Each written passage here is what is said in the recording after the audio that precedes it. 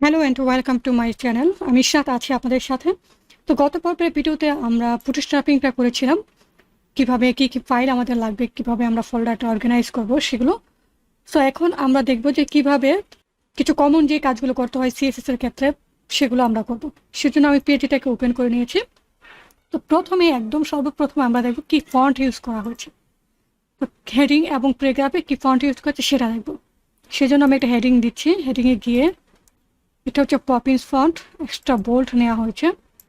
তারপর এটাও হচ্ছে পপিন্স রেগুলার ফন্ট, এটাও আমরা দেখব। এটাও পপিন্স, এটাও পপিন্স।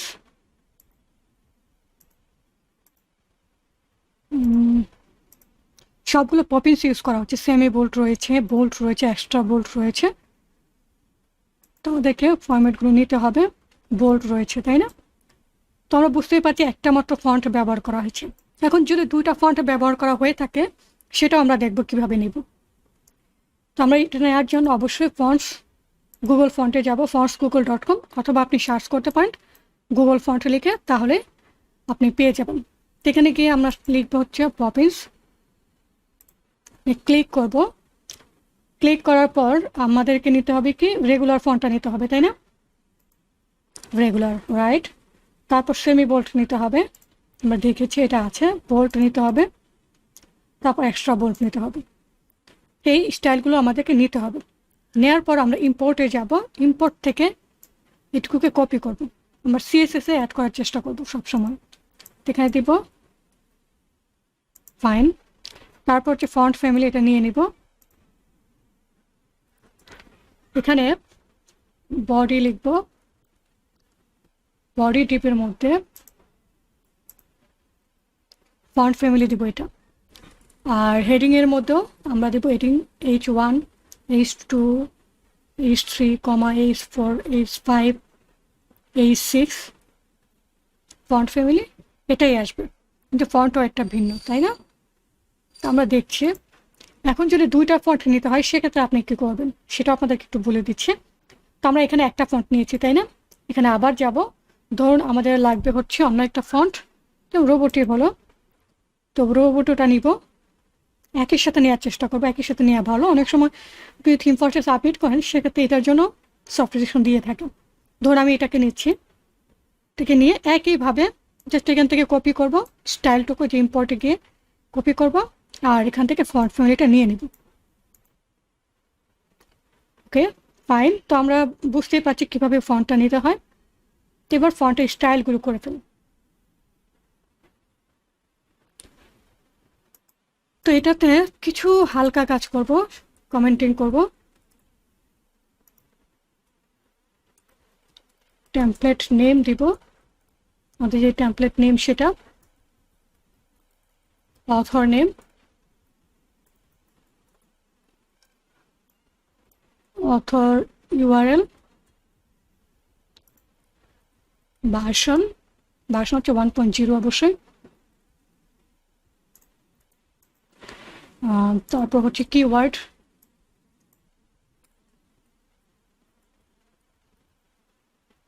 বা ডেসক্রিপশন, ডেসক্রিপশন আসলে এটা হবে।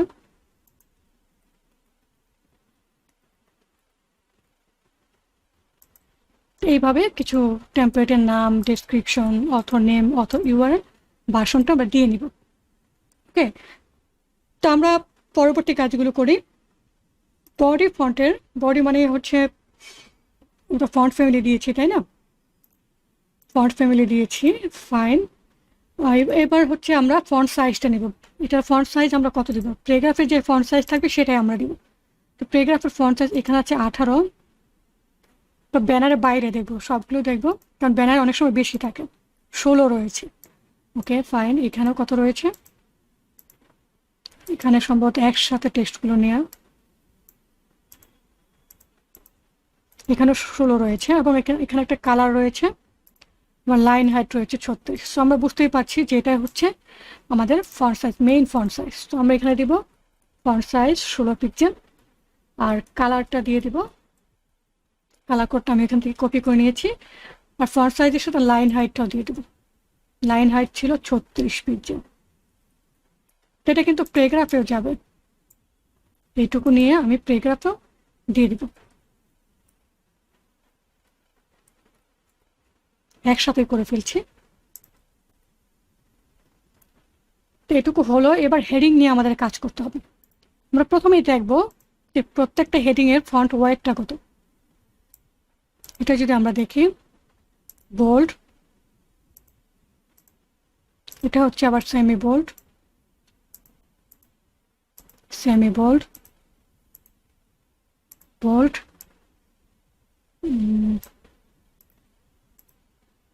সেমি বোল্ড, এটা হচ্ছে বোল্ড।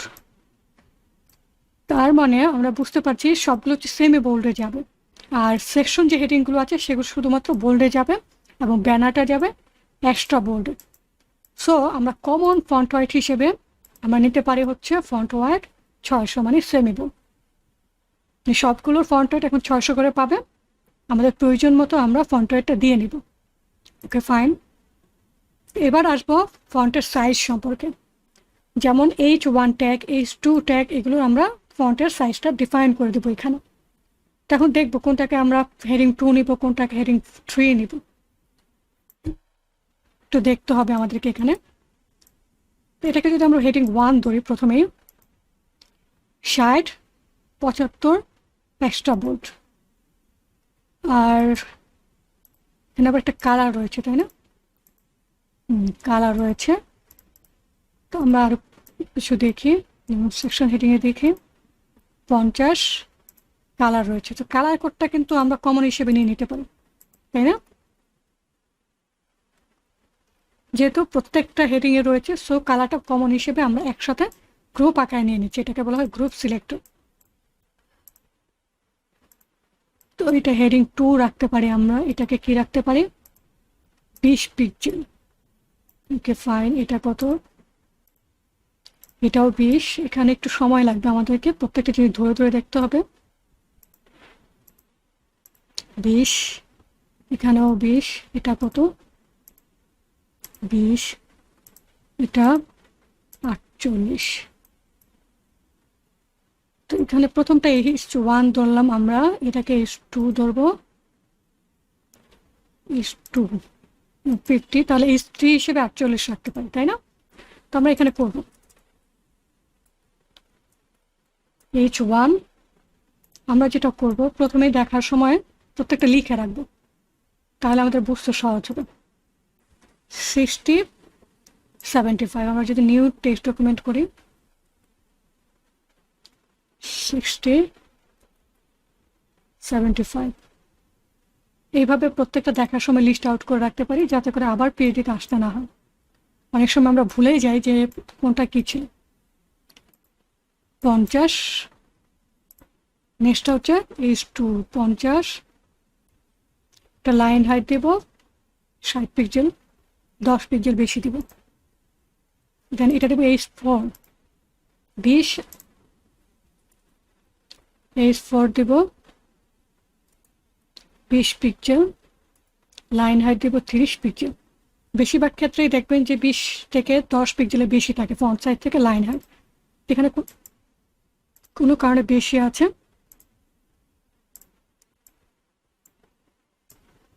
পিএইচডিতে একটু ইস্যু রয়েছে। যাই হোক, এই যে 20 দেখেন, এই যে 36 রয়েছে।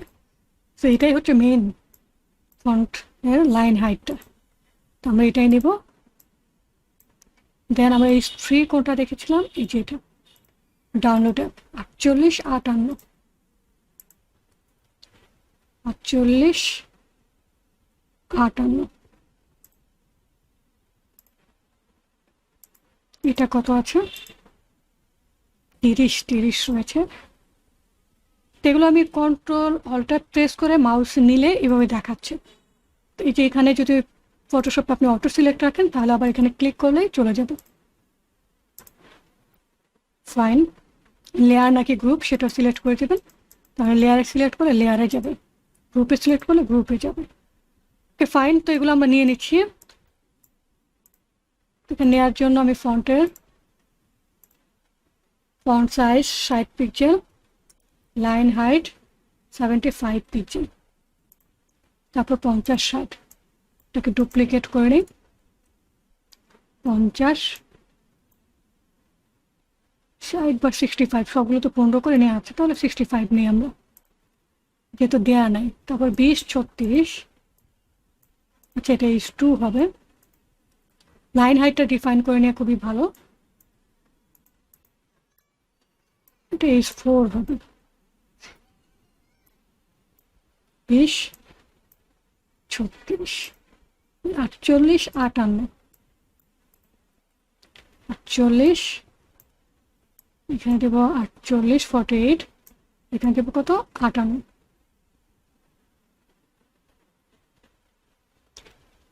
ফাইন। দেন হচ্ছে আমাদের আর দুইটা রইল না, H5 H6, তো আমরা এটা নিজেদের মতো করে ডিফাইন করে দিই, যেহেতু কিছু নাই। H5 দিচ্ছি 18, তাই দিচ্ছি 28, তারপর H6 দিচ্ছি 14 দিই আমরা, তাহলে আমাদের আরেকটা ফন্টের স্টাইল হলো, বা 16 দিতে পারি, 18 16 16 26। তো এইভাবে আমরা H1 H2 H3 এগুলোর স্টাইলগুলো করে নেব। ওকে, এবার আরও কিছু কমন কাজ করব, সেটা হচ্ছে আমরা লিখবো, এখানে কমেন্টিং করব অবশ্যই।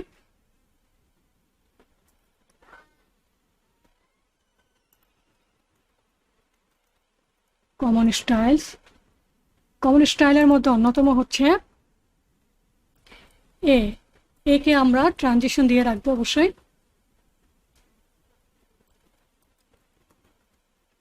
ট্রানজিশন দিয়ে রাখছি।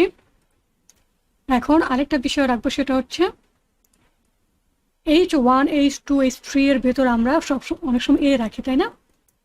এটা রাখার জন্য পরে কালারটা দেখা দেখি সমস্যা হয়ে যায়, তো আমরা H4 H5 H6 কালারটা দিব হচ্ছে ইনহেরিট। তার মানে যখনই H1 এর যে কালারটা থাকবে সেটা এর কালার হয়ে যাবে। ওকে,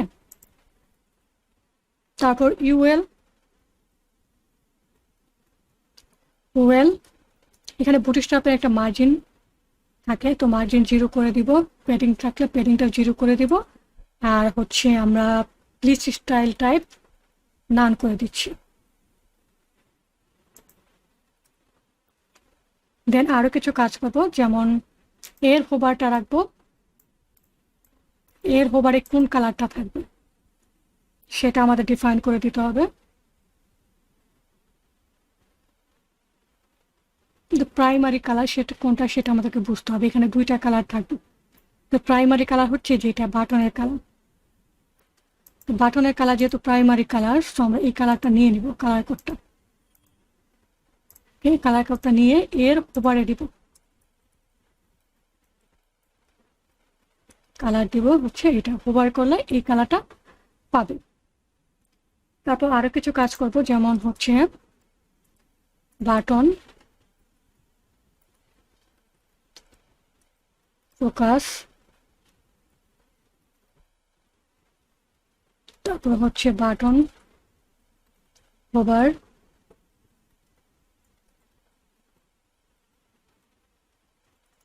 এসবে আমরা আউটলাইন 0 করে দেব। একইভাবে এর মধ্যেও কিন্তু টেক্সট ডেকোরেশন থাকে, তাই না? টেক্সট ডেকোরেশন থাকে, সেটাকেও আমরা নান করে দেব যাতে সেটা না পায়। আবার হোভার ফোকাস এগুলো তো থাকে, আবার আউটলাইন নাম থাকে, সো আমরা এখানেও করে দেব ফোকাস বি হোভার, তারপর আরেকটা রয়েছে ভিজিটেড, আউটলাইনটাকে নান করে দেব।